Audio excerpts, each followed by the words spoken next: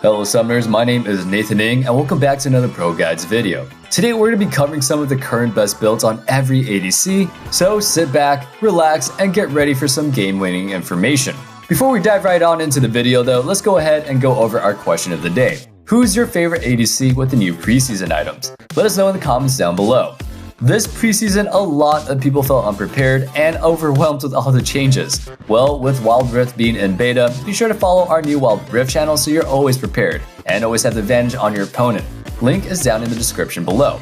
Nonetheless, let's go ahead and dive right on into the video. Starting us off with the Ionian sniper himself, Jhin. Jhin takes the same standard runes that he took last season by running Fleet Footwork, Presence of Mind, Bloodline, Cut Down, Nimbus Cloak, and Gathering Storm.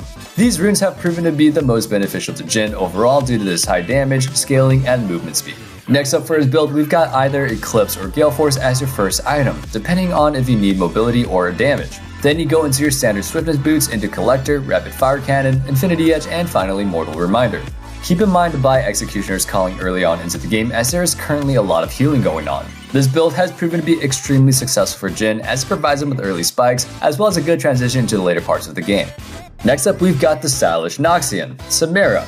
With these new items, Samara finally feels a little bit more comfortable and her build path is way cleaner. For her runes, you want to run Conqueror, Overheal, Bloodline, Cut Down, Taste of Blood, and Ravenous Hunter. These runes will ensure that Samara can stay alive and dish out tons of damage for as long as possible.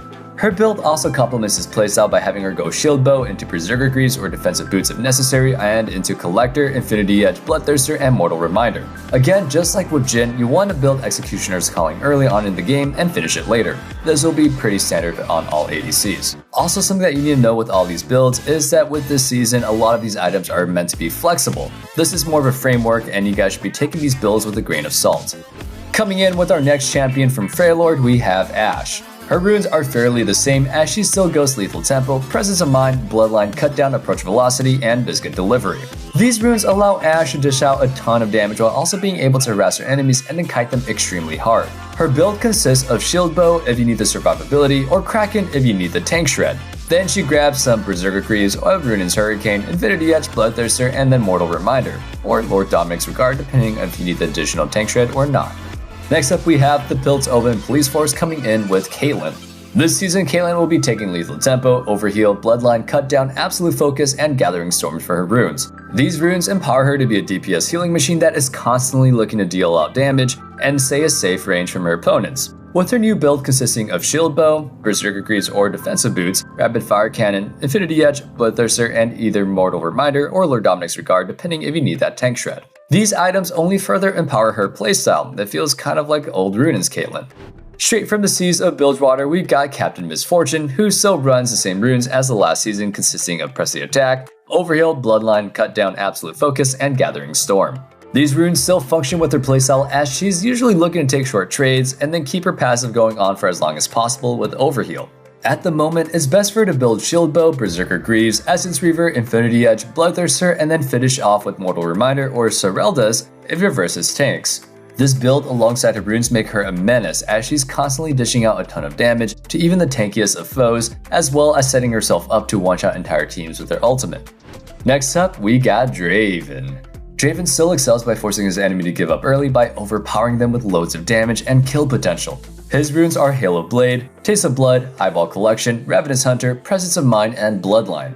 To further complement his high damage and snowbally nature, he builds Shield Bow, Berserker Greaves, Bloodthirster, Infinity Edge, Rapid Fire Cannon, and then finishes off with either Mortal Reminder or Lord Dominic's Regard, depending if you need that tank shred or not. Kind of a common theme here. Next up, we got the champion that's insane on the enemy team, but always bad on your team. It's Vayne. Her runes are still fairly standard as you go Press the Attack, Overheal, Bloodline, Cut Down, Nimbus Cloak, and Gathering Storm. As for her item, she either goes Kraken or Shield Bow depending on if you need the survivability. Then you want to go into Berserkers, Phantom Dancer, Infinity Edge, Bloodthirster, and then finish off with Mortal Reminder. Vayne's builds and runes heavily assist her playstyle of cutting away from the enemy or chasing them down, doing as much damage as possible with her W while staying at a safe range. Dashing in straight from the void, we have Kai'Sa, who has the same rune page setup as last season as well as a slightly new playstyle similar to the old AD Kai'Sa. Her runes are Halo Blades, Taste of Blood, Eyeball Collection, Ravenous Hunter, Presence of Mind, and Bloodline. To enable a lot of her kit and get her Q and E evolves, she builds Kraken Slayer, Berserker Greaves, Runin's Hurricane, Infinity Edge, Bloodthirster, and finishes off with either Mortal Reminder or Lord Dominik's depending if you need the tank shred. Overall, she's a force to be reckoned with these new items. Hopefully we haven't lost you yet with all these new items. If you're finding yourself pretty confused or you're serious about improving this new season, be sure to check us out at ProGuides.com. This way you can get 24/7 instant on-demand coaching to get your gameplay to the next level. You also get our Pro Guides guarantee where if you don't climb 5 divisions in 6 months, they will give you an additional 6 months for free. Let's go ahead and jump right into the video. Next up we have Ezreal. The new items have put Ezreal in a somewhat weird spot, but nonetheless he's able to continue being one of the best and safest ADCs in the game who can dish out an immense amounts of damage. For his runes he continues to go Conqueror, Presence of Mind, Bloodline, Cutdown, Mana Flow, and Transcendence. For his build, he goes his usual man immune into Lucidity or Defensive Boots, then he gets a Trinity Force, Sorelda's, Blade of the Ruined King, Chipmunk Chainsword, because it's kind of nuts, and finally you finish off with either Death's Dance or Maul of my Mortis depending if you need the armor or magic resist. For our next Yordle ADC in the game, we've got a really good build. We got Tristana, or I guess another Yordle ADC is Teemo if your homie's trolling you, but you know.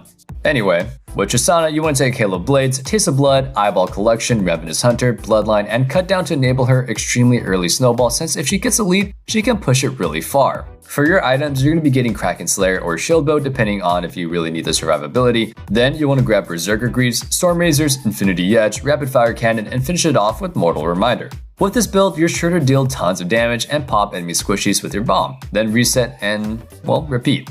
Next up, we've got Lucian. He's going to be taking Press the Attack, Presence of Mind, Bloodline, Cutdown, Nimbus Cloak, and Gathering Storm. This way he can continue to be the massive lane bully that he is and scale into the late game.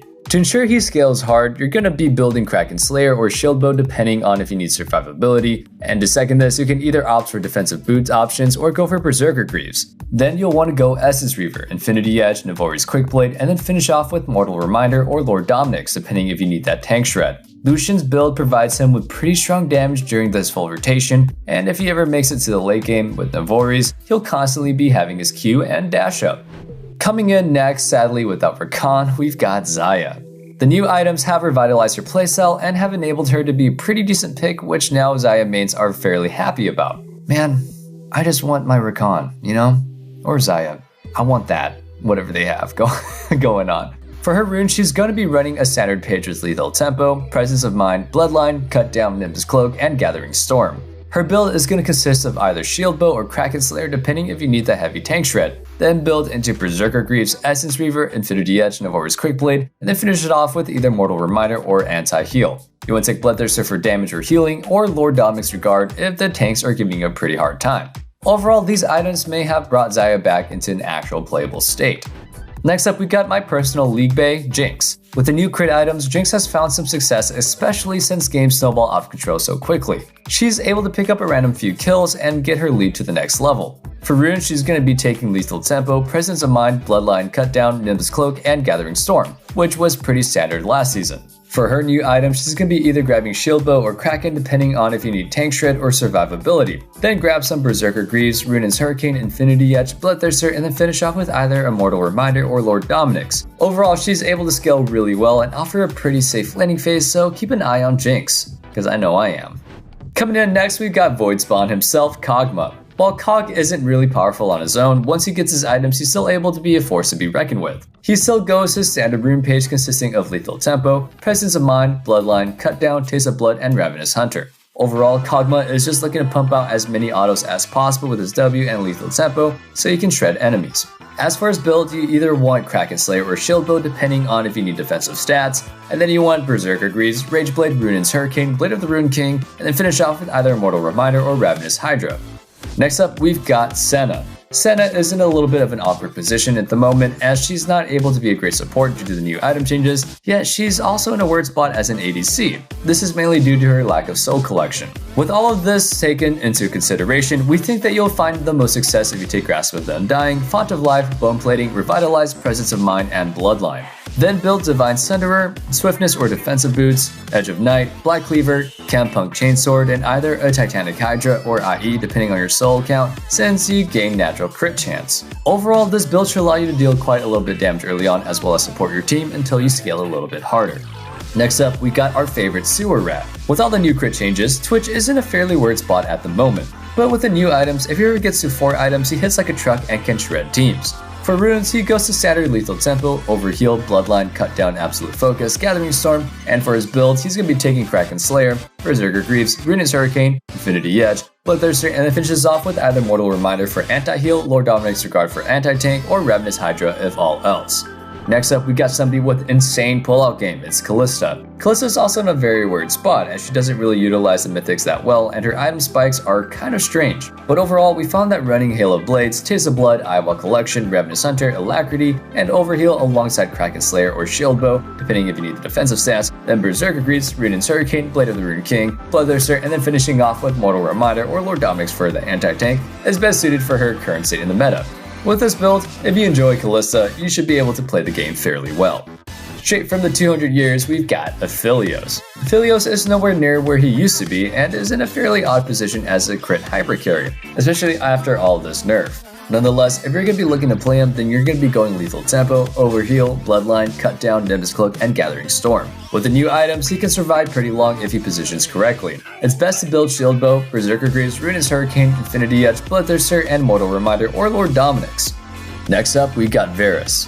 Varus went from dominating the meta with lethality to seemingly struggling to survive even as a viable pick. At the moment, if you want to make him work, it's best to run lethal tempo, presence of mind, bloodline, cut down, mana flow, and gathering storm. Along with this, you want to build either Shield Bow or Kraken depending if you need defensive or tank shred, and then going into Berserker Greaves, Rage Blade, Blade of the Rune King, Bloodthirster, and finally finishing off with Mortal Reminder or Lord Dominic's. Overall, he's going to be back to being an on-hit carry for now until a new kind of build emerges, and if you guys have one cool build, make sure to let us know in the comments below. Last but not least, we've got the Shuriman descendant herself, Sivir. Sivir has also been in an extremely strange spot for quite a while now after they nerfed her mana cost pretty hard last season. It's very difficult for her to get back to where she once was, especially with the new item changes. Nonetheless, if you want to give her a try, you're best off going lethal tempo, presence of mind, bloodline, cut down, Nimbus Cloak, and gathering storm. As for her items, she does really well with Shield Bow, Berserker's Greave, Essence Reaver, Infinity Edge, Phantom Dancer, and then finish off with either Mortal Reminder for the anti-heal or Lord Dominic's for the anti-tank. Or just get a final Bloodthirster so you can sustain in fights and continue pumping out that damage with your W.